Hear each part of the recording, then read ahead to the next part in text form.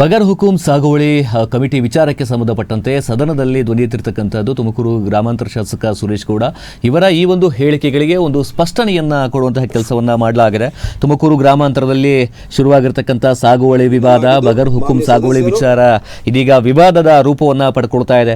ಶಾಸಕರ ವಿರುದ್ಧವಾಗಿ ಬಗರ್ ಹುಕುಂ ಕಮಿಟಿ ಸದಸ್ಯರು ಗಂಭೀರವಾಗಿ ಆರೋಪವನ್ನ ಮಾಡಿರತಕ್ಕಂಥದ್ದು. ಶಾಸಕರೇ ಸಭೆಗೆ ಬರೋದಿಲ್ಲ ಅಂತ ಹೇಳಿ ಆರೋಪವನ್ನ ಮಾಡಿರತಕ್ಕಂಥ ಕಮಿಟಿ ಸದಸ್ಯರು ಬಗರ್ ಹುಕುಂ ಸಾಗುವಳಿ ಏನಿದೆ ಆ ಒಂದು ಕಮಿಟಿ ಸದಸ್ಯರು ಹಾಜರಾಗ್ತಾ ಇಲ್ಲ, ಸಭೆಗೆ ಹಾಜರಾಗ್ತಾ ಇಲ್ಲ, ಸಮರ್ಪಕವಾಗಿ ಉತ್ತರವನ್ನು ಕೊಡ್ತಾ ಇಲ್ಲ. ಇದರಿಂದಾಗಿ ನಿಜವಾಗಿರ್ತಕ್ಕಂಥ ಫಲಾನುಭವಿಗಳಿಗೆ ಅನ್ಯಾಯ ಆಗ್ತಾ ಇದೆ ಎನ್ನುವಂತಹದ್ದನ್ನ ಸದನದಲ್ಲಿ ಮಾತನಾಡಿರ್ತಕ್ಕಂಥ ಶಾಸಕ ಸುರೇಶ್ ಗೌಡ ಜೊತೆಗೆ ಅಲ್ಲಿರ್ತಕ್ಕಂಥ ಕಂದಾಯ ಸಚಿವರ ಗಮನಕ್ಕೆ ಕೂಡ ತರತಕ್ಕಂಥ ಕೆಲಸವನ್ನ ಮಾಡ್ತಾರೆ. ಆದರೆ ಇದನ್ನ ವಿರೋಧಿಸಿ ಮಾತನಾಡ್ತಕ್ಕಂಥ ಕಮಿಟಿಯ ಸದಸ್ಯರು ಯಾವುದೇ ಕಾರಣಕ್ಕೂ ಕೂಡ ನಾವು ಈ ಒಂದು ಸಭೆಗಳಿಗೆ ಹಾಜರಾಗಿದ್ದೇವೆ, ಚರ್ಚೆಯನ್ನ ಮಾಡಿದ್ದೇವೆ, ಸ್ವತಃ ಶಾಸಕರೇ ಬರ್ತಾ ಇಲ್ಲ ಅನ್ನುವಂಥದ್ದನ್ನ ನೇರವಾಗಿ ತಾಕಿರ್ತಕ್ಕಂಥದ್ದು. ಸದನದಲ್ಲಿ ಸದಸ್ಯರ ವಿರುದ್ಧ ಆರೋಪ ಮಾಡಿರ್ತಕ್ಕಂಥದ್ದು ಶಾಸಕ ಸುರೇಶ್ ಗೌಡ. ಸಭೆಯ ವಿಚಾರದಲ್ಲಿ ಸದಸ್ಯರು ತಂದುಕೊಡೋದಿಲ್ಲ ಅಂತ ಹೇಳಿದ್ದಾರೆ. ಸಭೆಗೆ ಬರ್ತಾರೆ, ಆದ್ರೆ ಹಾಜರಾತಿಯಾಗಿ ತಂದುಕೊಡೋದಿಲ್ಲ. ಹೀಗಂತ ಸದನದಲ್ಲಿ ಶಾಸಕರು ಚರ್ಚೆ ಮಾಡಿ ಗಮನವನ್ನು ಸೆಳೆದಿರ್ತಕ್ಕಂಥದ್ದು. ಹೀಗಾಗಿ ಸದಸ್ಯರು ಶಾಸಕರ ವಿರುದ್ಧವಾಗಿ ನೇರವಾಗಿ ಆರೋಪವನ್ನ ಮಾಡಿದ್ದಾರೆ. ಶಾಸಕರೇ ಸಭೆಗೆ ಬರೋದಿಲ್ಲ ಅಂತ ಹೇಳಿ ಆರೋಪವನ್ನ ಮಾಡಿ ಆಕ್ರೋಶವನ್ನ ಹೊರಗಾಕಿರ್ತಕ್ಕಂತಹದ್ದು ಏನ್ ಸದನ ಮಾತನಾಡಿರ್ತಕ್ಕಂಥ ಶಾಸಕ ಸುರೇಶ್ ಗೌಡ ಅವರ ಹೇಳಿಕೆಗಳಿಗೆ ಇದೀಗ ಸದಸ್ಯರು ಆರೋಪವನ್ನ ಮಾಡಿದ್ದಾರೆ. ಈ ಒಂದು ಬಗರ್ ಹುಕುಂ ಕಮಿಟಿ ವಿಚಾರಕ್ಕೆ ಸಂಬಂಧಪಟ್ಟಂತೆ ತಮ್ಮ ಅಸಮಾಧಾನವನ್ನ ಶಾಸಕರ ವಿರುದ್ಧವಾಗಿ ವ್ಯಕ್ತಪಡಿಸಿರ್ತಕ್ಕಂತಹದ್ದು ಕಮಿಟಿಯ ಸದಸ್ಯರು. ಸಭೆಯಲ್ಲಿ ಆಹಾರವಿರುವ ಪ್ರಕರಣಗಳನ್ನು ಮಂಜೂರು ಕೋರಿ ಸಮಿತಿಗೆ ಮಂಡಿಸಲಾಗಿ ಮತ್ತು ಸದರಿ ಕಡತಗಳನ್ನು ಸದಸ್ಯರಿಗೆ ವೀಕ್ಷಣೆಗಾಗಿ ನೀಡಲಾಗಿದ್ದು, ಮಾನ್ಯ ಸದಸ್ಯರು ಸದರಿ ಕಡತಗಳನ್ನು ಪರಿವೀಕ್ಷಣೆ ಮಾಡಿದ ನಂತರ ಆಹಾರ ಫಲಾನುಭವಿಗಳಿಗೆ ಮಂಜೂರು ಮಾಡಲು ಬಗರ್ ಹುಕುಂ ಸಾಗುವಳಿ ಸಮಿತಿಯ ನಡವಳಿಯನ್ನು ಬೆರಳಚ್ಚು ಮೂಲಕ ಅನುಮೋದನೆ ಮಾಡಬೇಕೆಂದು ಕೋರಲಾಗಿದ್ದು, ಅದಕ್ಕೆ ಸದಸ್ಯರು ತತ್ರಾಂಶದಲ್ಲಿ ಬೆರಳಚ್ಚು ನೀಡುವ ಮೂಲಕ ಅನುಮೋದನೆ ಮಾಡಲು ನಿರಾಕರಿಸುತ್ತಾರೆ. ಮತ್ತೆ ಸದಸ್ಯರು ಈ ಬಗ್ಗೆ ಮನವೊಲಿಸಲು ಸದರಿಯವರು ತತ್ರಾಂಶದಲ್ಲಿ ಅನುಮೋದನೆ ನೀಡಲು ನಿರಾಕರಿಸ ಪುನಃ ರಿಕ್ವೆಸ್ಟ್ ಮಾಡಲು. ಇದರಿಂದ ಬಗರ್ ಹುಕುಂ ಸಕ್ರಮ ಸಮಿತಿಯಲ್ಲಿ ಅರ್ಜಿಗಳನ್ನು ನಿಗದಿತ ಸಮಯದಲ್ಲಿ ವಿಲೇವಾರಿ ಮಾಡಲು ಆಗದೆ ಪ್ರಗತಿ ಕುಂಠಿತವಾಗುತ್ತೆಂಬ ವಾಸ್ತವಾಂಶವನ್ನು ವರದಿಯನ್ನು ತಮ್ಮ ಆದ್ಯ ಅವಗಣನೆಗೆ ಸಲ್ಲಿಸಲಾಗಿದೆ ಅಂತೇಳಿ ತಹಸೀಲ್ದಾರ್ ಡಿಸಿಎಲ್ ಬರೀತಾರೆ. 4 ಮೀಟಿಂಗ್ ಅಟೆಂಡ್ ಆಗಿದ್ದಾರೆ. 4 ಮೀಟಿಂಗ್ ಅಲ್ಲಿ ತಂದು ಕೊಟ್ಟಿಲ್ಲ ಅಂದ್ರೆ ಅವ್ರಿಗೇನು ನೀವು ಮಾಡಿದಂತ ಸಮಿತಿಯವ್ರಿಗೆ ಏನ್ ಕೈ ಇಲ್ವಾ, ಬೆರಳಿಲ್ವಾ, ಬುದ್ಧಿ ಇಲ್ವಾ, ಇಲ್ಲ ಬೇರೆ ಏನಾರು ಇದೆಯಾ? ಮೀಟಿಂಗ್ ಅಲ್ಲಿ ಮಾಡಿದ್ರೆ ಕಾಫಿನೂ ಕುಡಿತಾರೆ, ತಿಂಡಿನೂ ತಿಂತಾರೆ, ಆಮೇಲೆ ಎಲ್ಲ ಹೋಗ್ತಾರೆ. ಈಗ ಅವ್ರೇನ್ ಮಾಡ್ತಾ ಇದಾರೆ, ನೀವು ಹೇಳ್ದಂಗೆ ತಂಬ ಕೊಡದಿರೋ ಹೊರಟೋಗ್ತಾರೆ. ಅಂದ್ರೆ ಅಧಿಕಾರಿಗಳಿಗೆ ಹೇಳ್ತಾರೆ ಏನಾನ ಮಾಡಿದ್ರೆ ಹುಷಾರ್ ನಿಮ್ಗೆ ಅಂತ ಧಮಕಿ. ಅವರು ಇದನ್ನ ನೀವು ಆದೇಶಗಳೇನ ಹೊರಡಿಸ್ತಾರೆ, ಹುಷಾರ್ ನಿನ್ನೆ ಎತ್ತಂಗಡಿ ಮಾಡಿಸ್ತೀನಿ ಅಂತ ಧಮಕಿ. ಆ ಅಧಿಕಾರಿ ಯಾರು ಮುಂದಕ್ಕೆ ಹೋಗ್ತಾ ಇಲ್ಲ. ನಮ್ಗೆ ಯಾಕೆ ನಾಳೆ ಏನಾನ ಸಮಸ್ಯೆ ಹಾಕಿದ್ರೆ ನಮ್ಗೆ ಯಾಕೆ ಸಮಸ್ಯೆ? ಇದು ಸಮಸ್ಯೆ. ಅದರಿಂದ ನಾವು ಹೇಳುವಂಥದ್ದು, ನೀವು ನೇಮಕ ಮಾಡಿ ಹೊಸಬರ್ನ ಯಾರನ್ನಾದ್ರೂ, ನೀವೇ ನೇಮಕ ಮಾಡೋದು, ನೀವು ಯಾರನ್ನ, ಅದಕ್ಕೇನು ಸುರೇಶ್ ಗೌಡದ ಏನು ಅಬ್ಜೆಕ್ಷನ್ ಇಲ್ಲ, ಯಾರನ್ನಾದ್ರೂ ನೇಮಕ ಮಾಡಿ. ಒಂದು ಪ್ರೋಸೆಸ್ ಆಗಿ ಈ ತರ ಧಮಕಿ ಹಾಕಿ ನಡೆಸುವಂತದ್ಕೆ ಒಳ್ಳೆ ಬೆಳವಣಿಗೆ ಅಲ್ಲ. ಅದನ್ನು ಮಾಡಿ ಇವತ್ತು ಹೇಳಿ ಆ ರೀತಿ ನಡ್ಕೊಳ್ಳೋರಿಗೆ ನಮ್ಮದು ಸಹಮತ ಇಲ್ಲ. ಅದಕ್ಕೆ ನಾವು ಪರೋಕ್ಷವಾಗಿನೂ ಕೂಡ ಅದಕ್ಕೆ ನಾವು ಪ್ರೋತ್ಸಾಹ ಕೊಡೋದಿಲ್ಲ. ನಾನು ಅದಕ್ಕೆ ಹೇಳಿದೆ, 3 ಮೀಟಿಂಗ್ ಅವರು ಅಟೆಂಡ್ ಆಗಲಿಲ್ಲ ಅಂತ ಹೇಳಿದ್ರೆ ಅವ್ರನ್ನ ರೀಪ್ಲೇಸ್ ಮಾಡೋದಕ್ಕೆ ನಾನು ಕ್ರಮ ತಗೊಳ್ತೇನೆ. ಅದಕ್ಕೆ ಹೇಳಿದ್ದು ಲಾಸ್ಟ್ ಅಲ್ಲಿ 3 ಮೀಟಿಂಗ್ ಸ್ವಾಭಾವಿಕ ನ್ಯಾಯ ತಾನೆ. 3 ಮೀಟಿಂಗ್ ಅನ್ನೋದು ನಾನ್ ಮಾಡಿರೋದಲ್ಲ, ಒಬ್ಬ ಕನ್ವೆನ್ಷನ್ ಕಾಲದಿಂದ ನಡ್ಕೊಂಡು ಬಂದಿದೆ. 3 ಮೀಟಿಂಗ್ ಅಲ್ಲಿ ಅವ್ರು ಬಂದು ಅಪ್ರೂವಲ್ ಅಂದ್ರೆ ಅಟೆಂಡೆನ್ಸ್ ಕೊಡ್ಲಿಲ್ಲ ಅಂತ ಹೇಳಿದ್ರೆ ನನ್ಗೆ ಅವ್ರನ್ನ ರೀಪ್ಲೇಸ್ ಮಾಡೋದಕ್ಕೆ ನನ್ಗೂ ಒಂದು ಗ್ರೌಂಡ್ಸ್ ಆಗುತ್ತೆ. ಖಂಡಿತವಾಗಿ ಅದನ್ನು ಕೂಡ ನಾನು ಒಂದು ಸೂಚನೆ ಕೊಡ್ತೇನೆ. ಅಧ್ಯಕ್ಷರೇ, ನಿಮಿಷ ಬಹಳ ಇಂಪಾರ್ಟೆಂಟ್ ಸಬ್ಜೆಕ್ಟ್ ಇದು. ನಾನು ಹೇಳ್ತಾ ಇರೋದು, ನೀವು ಮಂಜೂರಾತಿ ಆದ ತಕ್ಷಣನೇ 1 to 5 ಪೋಡಿ ಇದೆಲ್ಲದೂ ನಾನು ಕಂಗ್ರಾಚುಲೇಟ್, ನಾನು ಅಭಿನಂದಿಸ್ತೇನೆ ನಿಮಗೆ. ಇಲ್ಲಿ ಪ್ರಶ್ನೆ ಇರೋದು ಅದಲ್ಲ ಅಂತ. ಸರ್ಕಾರ ನೇಮಕ ಮಾಡಿದಂತ ಸದಸ್ಯರು ಸಮಿತಿಗೆ ಬರ್ತಾರೆ, ಚರ್ಚೆ ಮಾಡ್ತಾರೆ, ತಂಬ್ ಕೊಡಲ್ಲ. ಅದನ್ನ ಶಾಸಕರು ಹೇಳ್ತಾ ಇರೋದಲ್ಲ, ತಹಸೀಲ್ದಾರೇ ಅದನ್ನ ನಿಮಗೆ ಪತ್ರ ಬರೆದಿದ್ದಾರೆ. ಈ ತರದೊಂದು ಆಡಳಿತ ವ್ಯವಸ್ಥೆ ಇದೆ ಅಂದ್ರೆ ಏನ್ ಅರ್ಥ? ನಿಮ್ ಇರಿಸು ಮೂಡಿಸ್ದಂಗೆ ಅರ್ಥ ಆಯ್ತು. ನಿಮ್ ಇರಿಸು ಮೂಡಿಸ್ ಅರ್ಥ ಆಯ್ತು. ಮತ್ತೆ ಇದು ನೇಮಕ ಮಾಡಿದ್ದಾರೆ, ನೇಮಕ ಯಾರೋ ಮಾಡಿದ್ದಲ್ಲ. ನಾನು ಹೇಳ್ತಾ ಇರೋದು ಒಂದ್ ನಿಮಿಷ ಅಕಾಡೆಮಿಕಲಿ ಚರ್ಚೆ ಆಗ್ಲಿ, ನಾವೇನು ಆರೋಪ ಮಾಡ್ತಿರೋದಲ್ಲ. ಈಗ ಸರ್ಕಾರ ಮಾಡಿದ ಸಮಿತಿಯವ್ರ ಸದಸ್ಯರು ಬರಲ್ಲ ಅಂತಂದ್ರೆ ಸಮಿತಿ ಬರೋದೇ ಇಲ್ಲ. ನಿಮ್ದೊಂದು ಟೆಕ್ನಿಕಲ್ ಪಾಯಿಂಟ್ ಏನು, ತಮ್ಮ ಕೊಡ್ಲಿಲ್ಲ ಅಂದ್ರೆ ಅಟೆಂಡೆನ್ಸ್ ಅಂತ ಪರಿಗಣಿಸಲ್ಲ ಅಂತ ಹೇಳ್ತೀರಿ.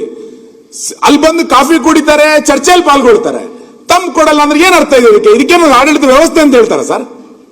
ನನಗೆ ಅರ್ಥನೇ ಆಗಲ್ಲ ಇದು. ನೀವು ಏನಂತ ಪರಿಗಣಿಸೋದು? ನೀವು ಅದನ್ನ ನೀವ್ ಹೇಳಿದ್ದನ್ನ ನಾ ಕೇಳಿಸ್ಕೊಂಡಿದ್ದೇನೆ, ಅದಕ್ಕೆ ಪರಿಹಾರನೂ ಹೇಳಿದೀನಿ. 3 ಮೀಟಿಂಗಿಗೆ ಅವ್ರು ಆಬ್ಸೆಂಟ್ ಆದ್ರೆ ತೆಗೆದಾಕ್ತೀನಿ ಅಂತ ಹೇಳಿದ್ದೀನಿ. ಅವರು ಈ ರೀತಿ ಆಡಳಿತ ವ್ಯವಸ್ಥೆ ಹೌದಾ ಅಂತ ತಾವು ಕೇಳ್ತಾ ಇದ್ದೀರಿ. 3 ಮೀಟಿಂಗ್ ಅವರು ಅಟೆಂಡ್ ಆಗ್ಲಿಲ್ಲ ಅಂದ್ರೆ 3 ಮೀಟಿಂಗ್ ಕಂಟಿನ್ಯೂಸ್ ಆಬ್ಸೆಂಟ್ ಆದ್ರೆ ತೆಗೆದಾಕ್ತೀನಿ ಅಂತ ಹೇಳ್ತಾ ಇದ್ದಾರೆ. ಸರ್, ಇವತ್ತು ಸೆಷನ್ನಲ್ಲಿ ಸುರೇಶ್ ಗೌಡರು ಒಂದು ಆರೋಪ ಮಾಡಿದ್ದಾರೆ. ಬಗರುಕುಂ ಡೈರೆಕ್ಟ್ರ್ ಮೇಲೆ ಒಂದು ಆರೋಪ ಮಾಡಿದ್ದಾರೆ. ಮೀಟಿಂಗಿಗೆ ಬರಲ್ಲ, ಹೆಬ್ಬೆಟ್ಟಿಕ್ಕಲ್ಲ, 4 ಮೀಟಿಂಗ್ ಆದರೂ ಕೂಡ ಬರ್ತಾರೆ, ಕಾಫಿ ತಿಂಡಿ ತಿನ್ಕೊಂಡು ಹೋಗ್ತಾರೆ. ಅಲ್ಲಿ ಬಡವರಿಗೆ ರೈತರುಗಳಿಗೆ ಅದೇ ಅನುಕೂಲ ಮಾಡಲ್ಲ ಅಂತ ಹೇಳ್ತಾ ಇದ್ದಾರೆ. ಅಲ್ಲಿ 224 MLAಗಳು, ಅದು ದೇವಸ್ಥಾನ ಇದ್ದಂಗೆ, ಅದು ವಿಧಾನಸೌಧ ದೇವಸ್ಥಾನ ಇದ್ದಂಗೆ.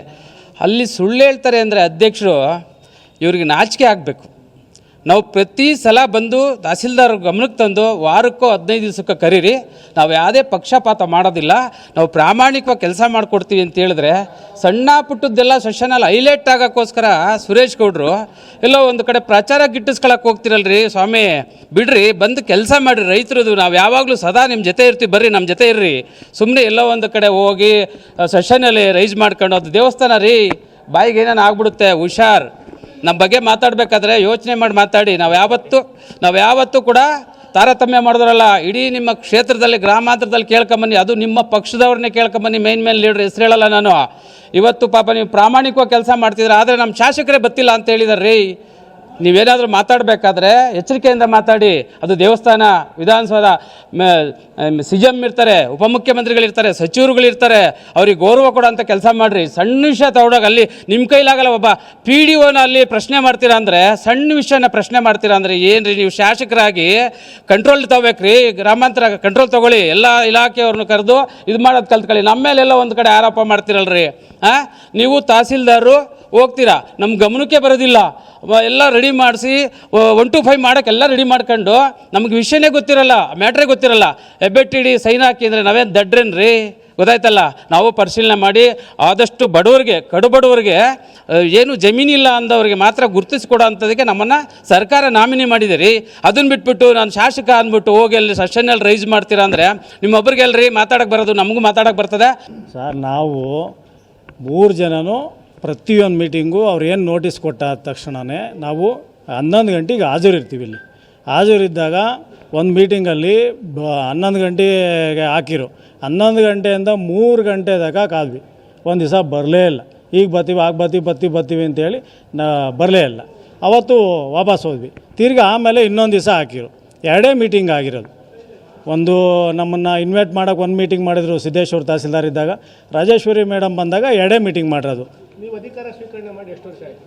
ಅಲ್ಲಿ ಈಗ 2 ವರ್ಷಕ್ಕೆ ಮುಗೀತು ನಮ್ದು ಅವಧಿ. ತಿಂಗಳು ಮೀಟಿಂಗ್ ಮಾಡಬೇಕಲ್ಲ? ನಾವು ಕೇಳಿವಿ ಸರ್, 15 ದಿವ್ಸಕ್ಕೊಂದ್ಸತಿ ಶಾಸಕರಿಗೆ ಹೇಳಿವಿ, ನಾವು ಮೇಡಮ್ಗೂ ಹೇಳಿದ್ದೀವಿ. 15 ದಿವ್ಸಕ್ಕೊಂದ್ಸತಿ ಬಡವರಿಗೆ ನಾವು ಅನುಕೂಲ ಮಾಡಬೇಕು, ಒಂದು ಸಾಗುವಳಿ ಕೊಡಬೇಕು, ನೀವು ಮೀಟಿಂಗ್ ಕರೀರಿ ಅಂತ ಹೇಳಿವು.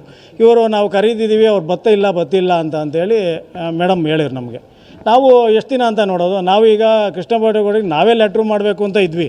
ಇವ್ರನ್ನ ಅಧ್ಯಕ್ಷರಿಂದ ವಜಾಗೊಳಿಸಿ ಬೇರೆ ಯಾರನ್ನಾದ್ರೂ ನಮಗೆ ಆಯ್ಕೆ ಮಾಡಿಕೊಡಿ, ಇವರು ಸ್ಪಂದಿಸ್ತಿಲ್ಲ ನಮಗೆ ಅಂತ ಹೇಳಿಂದ 2 ವರ್ಷದಿಂದ ಒಂದು ಅರ್ಜಿನೂ ಸಹ ಯಾವುದೇ ಕಾರಣಕ್ಕೂ ವಿಲೇವಾರಿ ಮಾಡೋಕ್ಕಾಗೇ ಇಲ್ಲ ಸರ್. ಈಗ ನಮಗೆ ಏಕಾಏಕಿ ಇವರು ಹೋದ ಮೀಟಿಂಗಲ್ಲಿ, ಲಾಸ್ಟ್ ಮೀಟಿಂಗಲ್ಲಿ ನಮಗೆ 8 ಅರ್ಜಿಗಳನ್ನ ಇದು ಮಾಡ್ಕೊಂಬಂದ್ವಿ ಅಂತ ಹೇಳಿರು. ಅದರಲ್ಲಿ ನಮಗೆ ಲಾಸ್ಟ್ ಮೂಮೆಂಟಲ್ಲಿ ಇನ್ನೇನು ನೆಕ್ ಮೂಮೆಂಟ್ 5 ಗಂಟೆಗೆ ನೀವು ಹೆಬ್ಬೆಟ್ಟಿಕ್ರಿ ಅಂತಂದರೆ ನಮ್ಗೆ ರೈತರ ಬಗ್ಗೆ ಮಾಹಿತಿ ಐತೆ, ಇವ್ರಿಗೆ ಜಮೀನು ಐತಾ ಇಲ್ವಾ ಅಂತ ಹೇಳಿ ತಿಳ್ಕೊಳಕ್ಕೆ ನಮಗೆ ಮಾಹಿತಿನೇ ಇಲ್ಲ. ಆದರೆ ನಮ್ಮ ಶಾಸಕರಿಗೆ ಹೇಳ್ತೀನಿ, ಹಿಂದೆ ಇವ್ರದ್ದು 2018ರಲ್ಲಿ ಇದೇ ನನ್ನ ವಾರ್ಡಲ್ಲಿ ಉಚ್ಚಬಸವನಹಳ್ಳಿ ಅಂತ, ನಾನು ಸೋರೆಗುಂಟೆ ಪಂಚಾಯತಿ, ನಾನು 2 ಸತಿ ಗ್ರಾಮ ಪಂಚಾಯತಿ ಮೆಂಬರು, ಈಗ ಆಲ್ರೆಡಿ ಪ್ರೆಸೆಂಟು ಬಗರುಕುಂ ಮೆಂಬರು. ಇವ್ರ ಅವಧಿಲಿ 10 ಎಕರೆ ಜಮೀನು ಐತೆ ಅವ್ರಿಗೆ. ಆಮೇಲೆ ಗೌರ್ಮೆಂಟ್ ಅಫ್ಸಿಯಲ್ಸು ಮಗ, ಇನ್ನೊಬ್ಬರು ಕಾಂಟ್ರಾಕ್ಟು. ಅಂಥವ್ರಿಗೆ ಗಂಡ ಹೆಂಡ್ತಿಗೆ ಇಬ್ಬರಿಗೂ ಸಾಗುವಳಿ ಕೊಡ್ತೀರಲ್ಲ ನೀವು, ಇದ್ರ ಮೇಲೆ ಕೊಟ್ರಿ ನೀವು? ಅವಾಗ ನಾವು ಆ ಉದ್ದೇಶಕ್ಕೆ ಅಧಿಕಾರಿಗಳು ನಮ್ಮನ್ನು ಕೇಳ್ದಲೆ ಈ ಥರ ಮಾಡ್ಕೊಂಬಂದವನ್ನ ನಾವು ವೆರಿಫಿಕೇಷನ್ ಮಾಡ್ದಲೆ ನಾವು ತಿಳ್ಕೊಂಡಲೆ ನಾವು ಹೆಂಗೆ ಸರ್ ಹೆಬ್ಬೆಟ್ಟಿಕ್ಕಾಗ್ತದೆ? ಶಾಸಕರು ಹೋಗಿ ಸದನದಲ್ಲಿ ಹೇಳುವಂಥದ್ದು ತಪ್ಪೇ ನಾವೇನು ಮಾಡಿಲ್ಲ. ನಮಗೆ 7 ತಿಂಗಳಾಯಿತು ಮೀಟಿಂಗ್ ಕರೆದು. ನಾವು ಎಷ್ಟೇ ಸಲ ತಹಸೀಲ್ದಾರ್ ಸರ್ ಬಂದರು ಮೀಟಿಂಗ್ ಕರೆದ್ರೂ ಕರಿತೀರಿ ಅಂತ ಹೇಳಿದ್ದಾರೆ. ನಾನು ಹೋದ ಬಾರಿ MLA ಹತ್ರನೇ ಅಧ್ಯಕ್ಷರ ಹತ್ರನೇ ಕೇಳಿದ್ದೀನಿ, ಸರ್ ಮೀಟಿಂಗ್ ಕರೀರಿ ಸರ್, ಮಂತ್ಲಿ ಮೀಟಿಂಗ್ ಕರೀರಿ, ರೈತರೆಲ್ಲ ಬಂದು ನಮ್ಮ ಅವಧಿಯಲ್ಲಿ ಒಂದೊಂದು ರೈತರಿಗೆ ಏನಾದರೂ ಒಂದು ಸಹಾಯ ಆಗಬೇಕು ಅಂತ ನಾನು ಕೇಳ್ಕೊಂಡಾಗ ನನ್ನ ಏನಮ್ಮ ಕೇಳ್ತೀಯಾ ಅಂತ ಇದೇ ಮಾತು ಹೇಳಿದ್ರು ಮೀಟಿಂಗಲ್ಲಿ. ಮತ್ತು ನಾವು ಯಾರನ್ನು ಸರ್ ಮೀಟಿಂಗ್ ಕರೆಯೋದಕ್ಕೆ ಕೇಳೋದು? ಇಲ್ಲಿ ಆಗಸ್ಟ್ ತಿಂಗಳಲ್ಲಿ ಮೀಟಿಂಗ್ ನಮ್ಮನ್ನು ಕರೆದಿದ್ದು, ಇಲ್ಲಿವರೆಗೂ ಸಹ ಅದ್ರ ಗಂಧ ಇಲ್ಲ ಗಾಳಿ ಇಲ್ಲ, ಅದ್ರ ಬಗ್ಗೆ ಏನು ವಿಷಯನೂ ಚರ್ಚೆ ಆಗಿಲ್ಲ. ಈಗ ಏಕಾಏಕಿ ಹೋಗ್ಬಿಟ್ಟು ಸದನದಲ್ಲಿ ಹೇಳ್ಬಿಟ್ಟು ಮೆಂಬರ್ಗಳನ್ನ ವಜಾ ಮಾಡಿದ್ದು ಯಾವ ಅರ್ಥದಲ್ಲಿ ಹೇಳಿದ್ರು? ನಾವಂತೂ ಇದನ್ನು ಒಪ್ಪಲ್ಲ ಸರ್. ನಾವು ರೈತರಿಗೆ ನಮ್ಮ ಅವಧಿಯಲ್ಲಿ ಏನೊಂದು ಸಾಗುವಳಿ ಚೀಟಿ ಕೊಡಬೇಕು, ನಮ್ಮಿಂದ ಅವ್ರಿಗೆ ಏನೇನು ಉಪಯೋಗವಾಗಬೇಕು, ಸರ್ಕಾರದಿಂದ ಏನೊಂದು ಉಪಯೋಗ ಆಗಬೇಕು ಅಂತ ನಾವು 3 ಜನ ಕಮಿಟಿಲಿ ಮೆಂಬರ್ ಆಗಿರೋದು. ಅದು ಯಾವುದೂ ಸಹ ಅವ್ರು ನಮಗೆ ಸ್ಪಂದನೆ ಕೊಡ್ತಾ ಇಲ್ಲ. ತಪ್ಪೆಲ್ಲ ಅವರೇ ಮಾಡಿಕೊಂಡು ನಮ್ಮ ಮೆಂಬರ್ಗಳ ಮೇಲೆ ಹೇಳ್ತಾ ಇದ್ದಾರೆ ಸದನದಲ್ಲಿ. ಎಷ್ಟೋ ಸಲ ಮೀಟಿಂಗ್ಗಳನ್ನ ಕರೆದಿದ್ದಾರೆ ಮತ್ತು ಪೋಸ್ಟ್ಪೋನ್ ಮಾಡಿದ್ದಾರೆ ಸರ್. ಬೆಳಗ್ಗೆ 11 ಗಂಟೆಗೆ ಕರೆದಿದ್ದಾರೆ, ಮತ್ತು 3 ಗಂಟೆಗೆ ಹೇಳಿದರೆ ಅವತ್ತು ಎಷ್ಟೋ ಸಲ ಕ್ಯಾನ್ಸಲ್ ಮಾಡಿದ್ದಾರೆ. ಆದರೂ ಸಹ ನಾವು ಒಂದು ಸಲ ನೋಡಿದ್ದೀವಿ, 2 ಸಲ ನೋಡಿ, 3ನೇ ಸಲ ಪ್ರೆಸ್ ಮೀಟ್ ಮಾಡಿದ್ದೀವಿ. ಇಲ್ಲ, ನಮ್ಮ ತುಮಕೂರು ತಾಲೂಕಿನ ಬಗರುಕುಂ ಕಮಿಟಿಯಲ್ಲಿ ನಾವು 2 ಮೀಟಿಂಗ್ನ ಮಾಡಿದ್ದೀವಿ. ಸರಿ, 2 ಮೀಟಿಂಗ್ ಮಾಡಿ ಎಷ್ಟು ವರ್ಷ ಆಯ್ತು? ಯಾಕೆ ನಾನು ಬಂದು 1.5 ವರ್ಷದಿಂದ 2 ಮೀಟಿಂಗ್ ಆಗಿದೆ. ಅಲ್ಲ, ಸದಸ್ಯರುಗಳಲ್ಲಿ ಬೆಂಬಲ ಕೊಡ್ತಾ ಇಲ್ಲ ಅಂತ ಹೇಳಿ ಆರೋಪ ಮಾಡಿದ್ದಾರೆ. ಬೆಂಬಲ ಕೊಡ್ತಾ ಇಲ್ಲ, ತಾವು ಇದರಲ್ಲಿ ಮೀಟಿಂಗ್ ಹಾಜರಾಗಿರ್ತೀರಾ? ಕೊಡ್ತಾ ಇದ್ದಾರೆ? ಇಲ್ಲ, ಎಲ್ಲ ಸದಸ್ಯರು ಹಾಜರಾಗಿದ್ದಾರೆ, ಮನೆ ಅಧ್ಯಕ್ಷರು ಎಲ್ಲ ಹಾಜರಾಗಿದ್ದಾರೆ. ಅವರು ಸಮಯಾವಕಾಶ ಬೇಕು ಅಂತ ಕೇಳಿದರು. 2 ಸಭೆಯಲ್ಲಿ ಯಾವೆಲ್ಲ ಚರ್ಚೆ ಆದವು? ಎಷ್ಟು ಅರ್ಜಿಗಳು ಆ ಥರದ್ದು ಏನಾದರೂ ಮಾಹಿತಿ? ಅರೌಂಡ್ 10 ರಿಂದ 12 ಅರ್ಜಿ ನಾವು ಬಗರುಕುಂ ಮೀಟಿಂಗ್ಗೆ ನಾವು ಇಟ್ಟಿದ್ವಿ. ಎಲ್ಲ ಅರ್ಜಿಗಳ ಬಗ್ಗೆನೂ ಚರ್ಚೆ ಆಗಿದೆ.